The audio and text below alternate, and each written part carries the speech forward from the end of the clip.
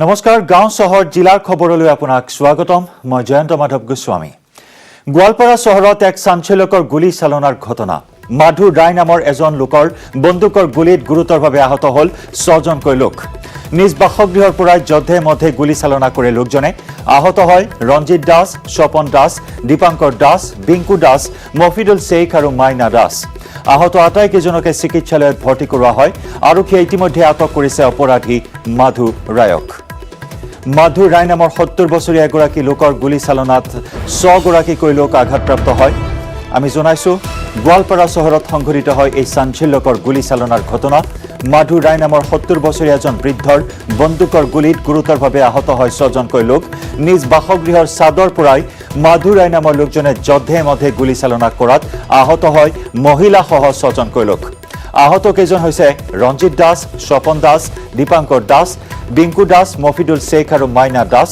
আহত আটাইকে চিকিৎসালয়ত ভৰ্তি কৰা হয় আনহাতে আৰক্ষীয়ে আটক কৰিছে অপৰাধী মাধু ৰায়ক আৰু বৰ্তমান জেৰা চলাই আছে আৰক্ষীয়ে অব্যাহত ৰাখিছে এই ঘটনাৰ তদন্ত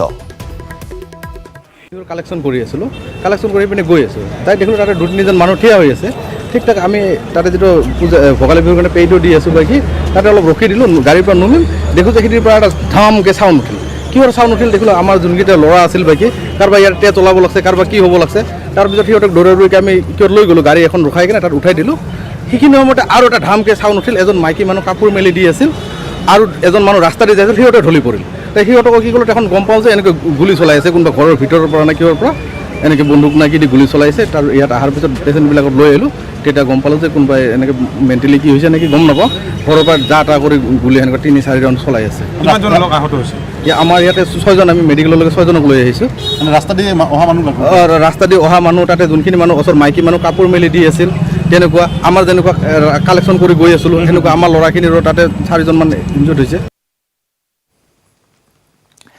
বিজেপি অসমবাসীৰ বাবে এটা শত্ৰু দল এই শত্ৰু দলক উৎখাতৰ স্বাৰ্থত কা বিৰোধী সকলোকে লৈ মহাজোঁটৰ প্ৰস্তাৱ আগবঢ়াইছে কংগ্ৰেছৰ বিধায়িনী দলৰ নেতা দেৱব্ৰত শইকীয়াই মিত্ৰতাৰ স্বাৰ্থত নাজিৰা সমষ্টি ত্যাগ কৰিবলৈ সাজু দেৱব্ৰত শইকীয়া বিজেপি অসমবাসীৰ বাবে শত্ৰু দল বাংলাদেশী আনিব বিচৰা শত্ৰু দল বিজেপিক ৰোধ কৰাৰ স্বাৰ্থত সকলো বিৰোধী দলকে ঐক্যবদ্ধ হ'বলৈ আহ্বান দেৱব্ৰত শইকীয়াৰ মিত্ৰতাৰ স্বাৰ্থত আনকি নাজিৰা সমষ্টি ত্যাগ কৰিবলৈ সাজু দেৱব্ৰত শইকীয়া সোমবাৰে নিউজ 18ৰ সন্মুখত এনেদৰেই প্ৰতিক্ৰিয়া আগবঢ়ালে কংগ্ৰেছৰ বিধায়িনী দলৰ নেতা দেৱব্ৰত শইকীয়াই মিত্ৰতাটো নিশ্চিতভাৱে খোলা আছে এটা কমন প্ৰগ্ৰাম হ'ব লাগিব আৰু অসমৰ স্বাৰ্থৰ বাবে সকলোৱে কাম কৰিব লাগিব সেইটোৱে মূল লক্ষ্য হোৱা উচিত মুখ্যমন্ত্ৰী কোন হ'ব এই কথা নহয় আনকি কংগ্ৰেছ দলৰ পক্ষৰ পৰা মই যদিহে প্ৰয়োজন হয় মিত্ৰতাৰ খাতিৰত মই মোৰ সমষ্টি ত্যাগ কৰিবলৈ সাজু বুলি হাইকমাণ্ডক জনাই থৈছোঁ কংগ্ৰেছে 70 বছৰত কেতিয়াও অসমৰ পৰিপন্থী কাম কৰা নাই অসম চুক্তি উলংঘা কৰা নাই কংগ্ৰেছে কিন্তু তাৰ বিপৰীতে অতি কম সময়ত অসমবাসীক বিজেপিয়ে প্ৰতাৰণা কৰিলে বুলি কয় দেৱব্ৰত শইকীয়াই অগপয় কৰি যোৱা কুকৰ্মৰ বাবে আঞ্চলিক দলৰ ওপৰত আস্থা হেৰুৱাইছে বুলি কয় বিৰোধী নেতাগৰাকীয়ে অসমত আঞ্চলিক দল ইতিমধ্যে অসমৰ ৰাইজে টেঙা আমৰ নিচিনাকৈ এৰিব লগা হৈছে এনেকুৱা কি কৰিলে মানে আমি বিজেপিক প্ৰতিহত কৰিব আজি কংগ্ৰেছ দল 70 বছৰ আছে কংগ্ৰেছ দলে কিন্তু অসম চুক্তি উলংঘা কৰা কোনো কাম কৰা নাছিল আজি অসম চুক্তিখনক লৈ যেতিয়া কা আন্দোলনৰ মানে অসম চুক্তি পৰিপন্থী বুলি হ'ল সেইখিনি সময়ত ৰাজ্যৰ দলে আজি কি স্থিতি আছিল অসম জাতীয় পৰিষদৰ নেতা লুৰিণ চৌধুৰীৰ স্থিতি কি আছিল আজি তেখেতসকলৰ এনেকুৱা পদক্ষেপৰ ফলত কি বিজেপি দলটো যিটোৱে অসম চুক্তি বিৰোধিতা কৰি কা আনিছে সেইটো শক্তিশালী হ'ব নেকি এই কথাবিলাক মই ভাবোঁ আগন্তুক সময়ত অসমৰ ৰাইজে খুব ভালকৈ চিন্তা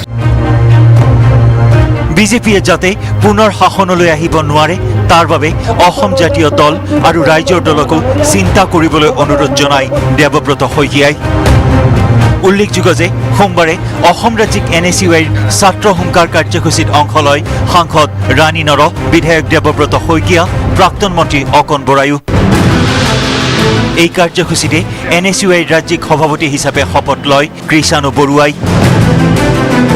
বিপুল বৰ্মনৰ report news 18 Assam north east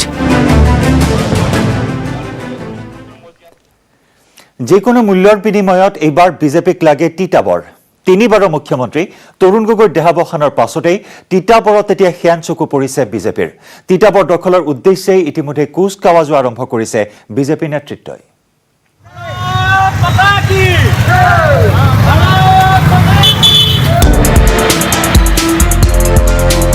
তৰুণ গগৈৰ অবৰ্তমানত বিজেপিৰ লক্ষ্য তিতাবৰ। 20 বছৰীয়া কংগ্ৰেছী ৰাজ উফৰাই পদুম ফুলোৱাৰ কুচকাৱাজ। বৰহোলাত তিতাবৰ দখলৰ অংগীকাৰ ৰঞ্জিত দাসৰ। 2 দশক জুৰি কংগ্ৰেছৰ দখলত থকা তিতাবৰ সমষ্টি দখলৰ বাবে তৎপৰ হৈ পৰিছে ৰাজ্যিক বিজেপি। বৰহোলাৰ কলাকুঞ্জ ভৱনত বিশাল দলীয় সাংগঠনিক সভাত এই তৎপৰতাৰে ৰাজ্যিক বিজেপিৰ সভাপতি ৰঞ্জিত দাসৰ দাবী, কংগ্ৰেছক নহয় তৰুণ গগৈকহে ভোট দিছিল তিতাবৰৰ ৰাইজে। আগন্তুক নিৰ্বাচনত প্ৰয়াত তৰুণ গগৈৰ ঠাইত এইবাৰ তিতাবৰীয়া ৰাইজে উন্নয়নৰ বাবে ভাৰতীয় জনতা পাৰ্টিৰ প্ৰাৰ্থীক ভোট দিব। তিতাবৰবাসী ৰাইজক এইটোৱে আহ্বান জনাইছোঁ যে আমাৰ প্ৰয়াত মুখ্যমন্ত্ৰী তৰুণ গগৈ ডাঙৰীয়া যেতিয়া ইয়াতে প্ৰতিনিধিত্ব কৰিছিলে সেই সময়ত বহু মানুহে তেওঁৰ মুখলৈ চাই পেলাই ভোট প্ৰদান ভাৰতীয় জনতা পাৰ্টীক কৰা নাছিলে। তেওঁলোকে বহুত তেনেকুৱা ব্যক্তিও পাইছোঁ, তেওঁলোকে হয়তো কংগ্ৰেছ নকৰে, কিন্তু মাননীয় তৰুণ গগৈ ডাঙৰীয়াক ভোট প্ৰদান কৰিছিলে। এইবাৰ যিহেতু তেওঁৰ যিহেতু নাই, গতিকে তেওঁ নাই যিহেতু, গতিকে ভাৰতীয় জনতা পাৰ্টীৰ প্ৰাৰ্থীক যাতে তিতাবৰবাসী ৰাইজে যাতে জয়যুক্ত কৰায়, কাৰণ তিতাবৰত বহু ধৰণৰ সমস্যা আছে আৰু সেই সমস্যাসমূহ সমাধান কৰিবলগীয়া হ'লে তিতাবৰৰ পৰা ভাৰতীয় জনতা পাৰ্টীৰ বিধায়ক এজন নিৰ্বাচিত হোৱাটো নিতান্ত প্ৰয়োজন। ইফালে বিজেপিয়ে অসমৰ 103খন আসন নিজাববীয়াকৈ নিশ্চিতভাৱে লাভ কৰিব বুলি পুনৰ দাবী কৰি ৰঞ্জিত দাসৰ মন্তব্য, বিজেপিৰ মিছন 100+ আগন্তুক নিৰ্বাচনত বাস্তৱত ৰূপায়িত হ'ব।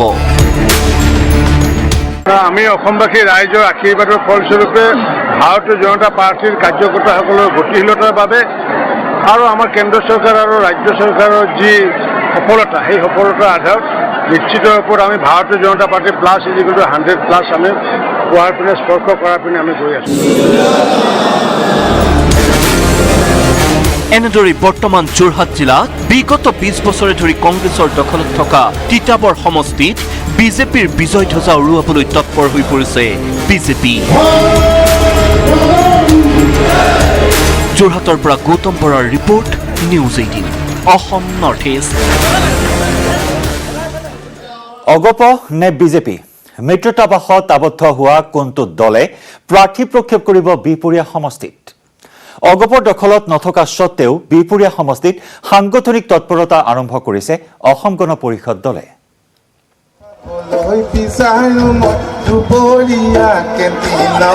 সমষ্টিক লৈ টনা আজোৰা মিত্ৰ দলৰ। বিজেপিৰ দখলত থকা সমষ্টিত অগপৰ সভা। বিহপুৰীয়াত অগপৰ জাতীয় ঐক্য সমাৰোহ।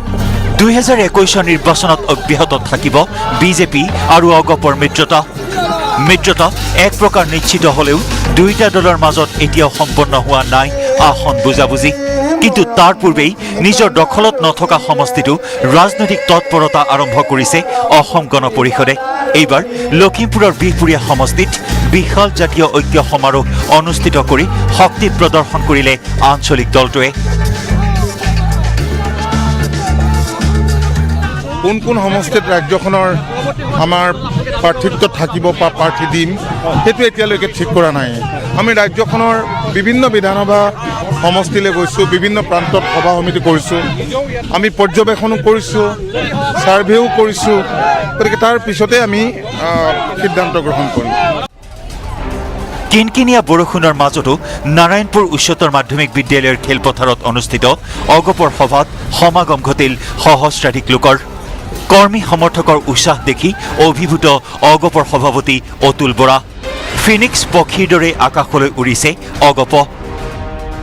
যলৈকে গৈছোঁ যোৱা দিনকেইটাত য'তেই আমাৰ এনে কৰ্মী সমাৰোহ, জাতীয় ঐক্য সমাৰোহ অনুষ্ঠিত হৈছে, অগণন লোকৰ আমি উৎসাহ দেখিছোঁ, উদ্যম দেখিছোঁ আৰু আমি উৎসাহিত হৈছোঁ। অসম গণ পৰিষদ দল ফিনিক্স পক্ষীৰ দৰে আকাশলৈ এতিয়া উৰা মাৰিছে। উল্লেখযোগ্য যে বৰ্তমান বিজেপিৰ বিধায়ক দেৱানন্দ হাজৰিকাৰ দখলত আছে বিহপুৰীয়া সমষ্টি। এনে পৰিস্থিতিত সমষ্টিটোত মিত্ৰদল অগপৰ সাংগঠনিক তৎপৰতাই স্বাভাৱিকতেই ডুমোজাত পেলাইছে বিজেপিৰ কৰ্মী আৰু সমৰ্থকসকলক। লখিমপুৰৰ পৰা সঞ্জীৱ লাহনৰ report, news 18 Assam north east. গাঁও চহৰ জিলাৰ খবৰ অব্যাহত থাকিব। লৈছো এটি বাণিজ্যিক। সেই পুনৰ আহিছে অসমীয়াৰ হেঁপাহৰ ভোগালী বিহু। গাত এতিয়া তত নাইকিয়া অৱস্থা অসমীয়াৰ। ঢেঁকীশাল আৰু আখলত ব্যস্ত গৃহিণী, আনহাতে ভেলাঘৰ মেজি নিৰ্মাণত ব্যস্ত হৈ আছে গাঁৱৰ ডেকাসকল।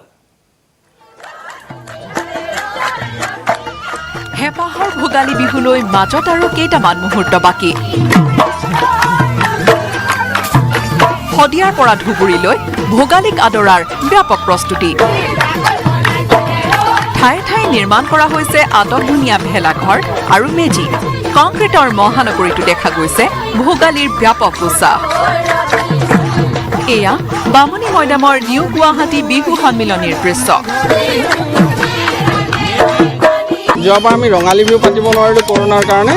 এইবাৰ আমি বেছি উল্লাসেৰে বেছি আনন্দেৰে আমি ভোগালী বিহু উদযাপন কৰিম বুলি ভাবিছোঁ। আমাৰ দুদিনীয়া কাৰ্যসূচী। মহানগৰীৰ হেঙেৰাবাৰীত নৌকা সদৃশ ভেলাঘৰ। হেঙেৰাবাৰীৰ নৱনগৰত এক উৎসৱমুখৰ পৰিৱেশ। মানে অসমত বানপানী বহুত, সেইবাবে আমি নাওখন বনালোঁ আৰু। তেজপুৰ মাজগাঁও শইকীয়া চুবুৰীত উখল মাখল পৰিৱেশ। ভেলাঘৰ সাজি লগে ভাগে এসাঁজ খোৱাৰ প্ৰস্তুতি।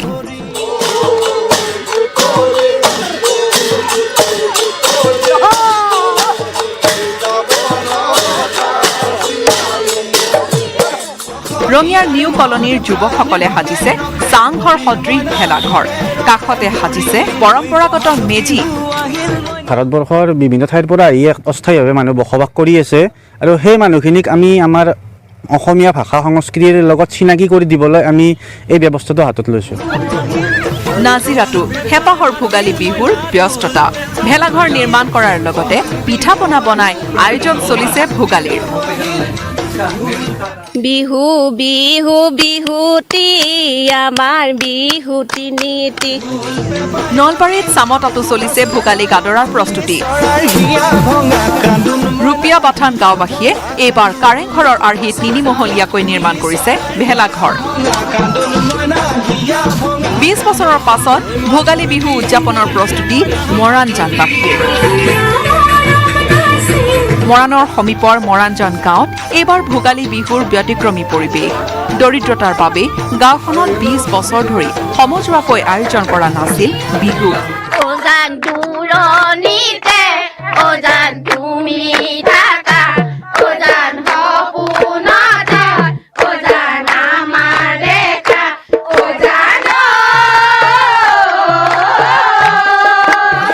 ঢেকীয়াজুলিৰ পাঁচনৈ গাঁৱত একেলগে নিৰ্মাণ কৰিছে 3টাকৈ মেজি। ভোগালীৰ উৰুকাত মেজিৰ তলত গাঁওবাসীয়ে হাঁহে মাহে এসাঁজ খোৱাৰ প্ৰস্তুতি।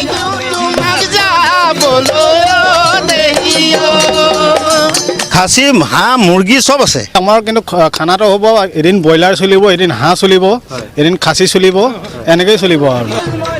গহপুৰ নপমুৱাবাসীৰ মাজতো ভোগালীক আদৰিবলৈ পাৰ ভঙা উৎসাহ। ভেলাঘৰ সাজি ডেকা গাভৰু জীয়ৰী বোৱাৰী সকলো নাচি বাগি মতলীয়া।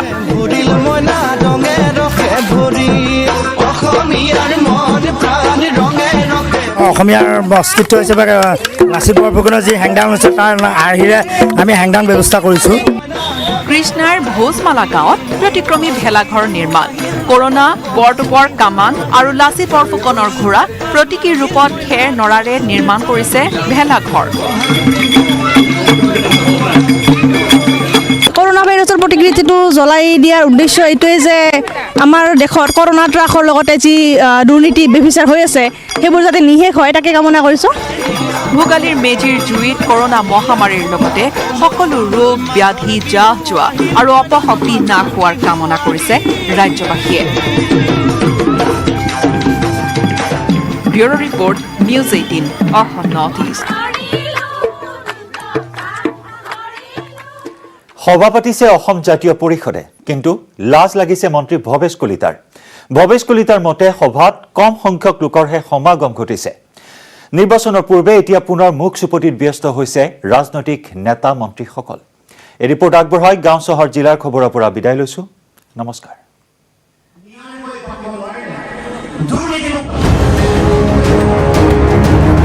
অসম জাতীয় পৰিষদৰ বিৰুদ্ধে আক্ৰমণাত্মক বিজেপি। ভাড়াতীয়া মানুহেৰে সভা পাতিছে অসম জাতীয় পৰিষদে। মানুহবিলাক বেলেগ সমষ্টিৰ আনিব নালাগে। অসম জাতীয় পৰিষদৰ সভা ভৰিছে অন্য সমষ্টিৰ মানুহেৰে। মই দেখা পালোঁ মেক্সিমাম বেলেগ সমষ্টিৰ মানুহ আহি মিটিং কৰিলে। সমাগত অসম বিধানসভাৰ নিৰ্বাচনী ব্যস্ততাৰ সমান্তৰালকৈ আৰম্ভ হ'ল ৰাজনৈতিক নেতাৰ মুখ চুপতি। ৰঙিয়াৰ ঈদগাহ ময়দানত শনিবাৰে নৱগঠিত আঞ্চলিক দল অসম জাতীয় পৰিষদৰ যোগদান সমাৰোহৰ পাছতে তীব্ৰ কটাক্ষ মন্ত্ৰী ভৱেশ কলিতাৰ। জাতীয় পৰিষদৰ সভাত হেনো কম মানুহৰ সমাগম হোৱাৰ বাবেই লাজ লাগিছে ৰঙিয়া সমষ্টিৰ বিধায়কজনৰ। সভা সমিতি পতাত কোনো বেয়া নাপাওঁ, মই ভালে পাওঁ, কিন্তু মানুহবিলাক বেলেগ সমষ্টিৰ পৰা আনিব নালাগে। মই দেখা পালোঁ মেক্সিমাম বেলেগ সমষ্টিৰ মানুহ আহি মিটিং কৰিলে। নিজৰ সমষ্টিৰ মানুহ হ'লে ভাল হয়, আৰু মানুহ কম হ'ল বেয়া লাগিছে। নোৱাৰা যদি মোক ক'ব লাগিছিল অলপ ব্যৱস্থা কৰি দিলোঁ হয়।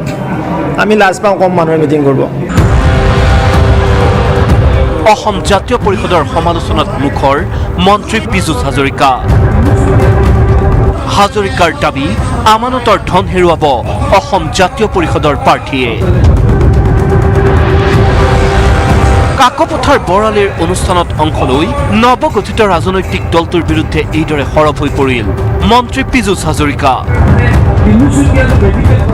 ইয়াতে এজিপিয়ে সকলোতে ইনক্লুডিং শদিয়া 1500-2000 ভোট পাব। তেখেতলোকৰ প্ৰত্যেকটো সমষ্টিত আমানতৰ ধন বাজেয়াপ্ত হ'ব, আৰু বিজেপি দলটো আকৌ জিকিমে তাতে অলপো চিন্তা নাই।